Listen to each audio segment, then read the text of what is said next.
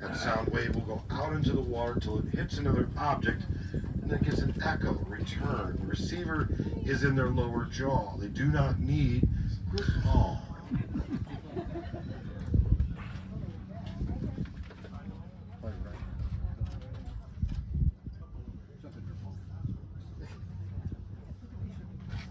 The bow by the wing and the eye. Right under the boat. Mm-hmm. That's a little calf right there on the left side. Little baby fin in there. There's 3. If you're a male, you'll basically get shunned out of the pod to spend the rest of your days out on your own. But they do say the tightest bond in the dolphin community is actually between 2 males. They could potentially spend their entire life together.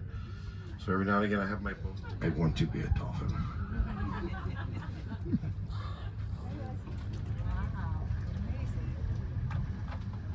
Besides, most dolphins will live into their 50s.